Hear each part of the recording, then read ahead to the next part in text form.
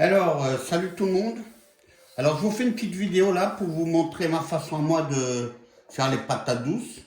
Ça fait ma troisième année que je fais de la patate douce. Et puis, j'ai essayé plusieurs méthodes. La méthode avec les cure-dents comme ça, avec 3 cure-dents. J'ai essayé aussi la méthode où vous la coupez en deux et puis vous la mettez dans de la terre. Là, c'est un désastre. Je vais vous montrer là plus haut comment ça fait parce que l'année dernière, je l'ai fait. Elles pourrissent toutes. Alors voilà, les patates douces coupées en deux dans une barquette, comment je fais. Mais vous voyez, regardez, ça commence à pourrir. Vous voyez, elles commencent déjà à pourrir.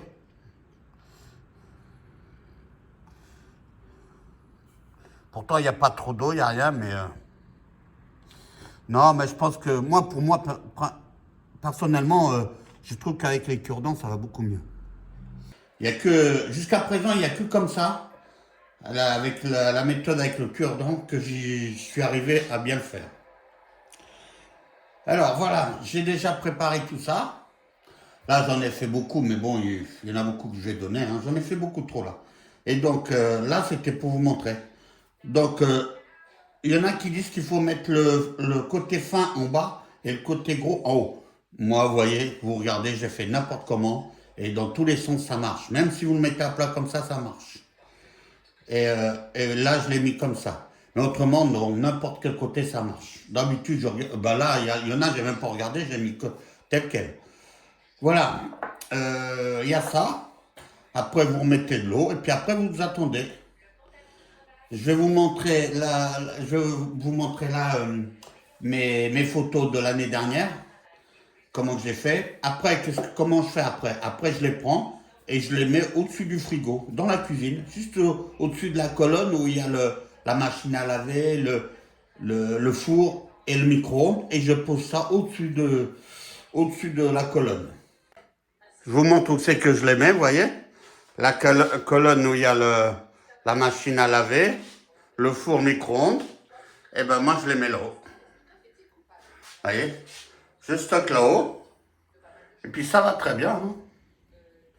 Ça marche très bien là-haut. Voilà.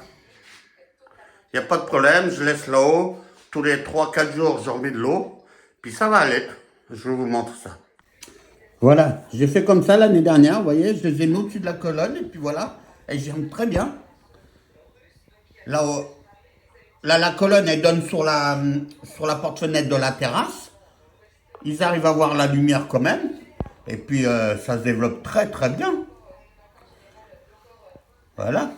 Là, vous voyez, j'en ai pas fait beaucoup. Ouais, il y en a 3. Et avec 3, j'en ai fait pas mal. Là, je vais vous montrer les racines que ça peut avoir. Regardez un petit peu. Ça chope de ces racines. Regardez ça. Sacrées racines hein, que ça arrive à choper. Je vais vous montrer avec l'autre. L'autre patate, regardez. Je vais la sortir comment ça s'appelle du verre, regardez. Et la racine, ça tourne autour d'elle-même. Et puis ça vous forme un espèce de tunnel. Regardez ça un peu. Ça tourne sur elle-même. Voilà. Et donc tout ça pour vous dire que regardez. J'ai réussi à faire 37 kilos de patates douces. Vous voyez? L'année dernière, je pense que ça a été une bonne année pour moi. Et puis je voulais aussi vous parler des chayotes. Alors la chayotte, j'ai commencé l'année dernière.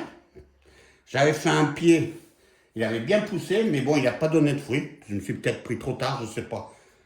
Et là, cette année, j'étais dans un magasin et puis j'ai regardé, et puis j'en ai trouvé qui commençaient déjà à sortir. J'en ai trouvé 2. Ouais, commençaient déjà à sortir, je les ai pris. Et puis voilà, regardez. Alors moi, comment je fais? Pour les faire germer, je les mets dans un truc comme ça, je mets du sopalin au fond, je mouille le sopalin et je pose dessus.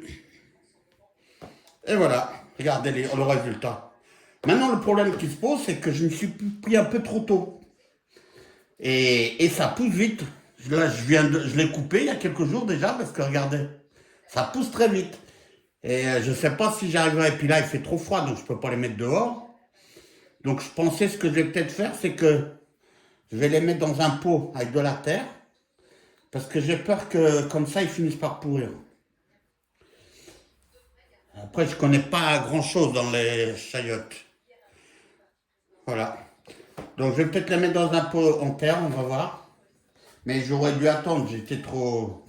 Je l'ai fait trop tôt. Mais bon, c'est pas grave. Voilà, allez. Je vous dis à une prochaine fois.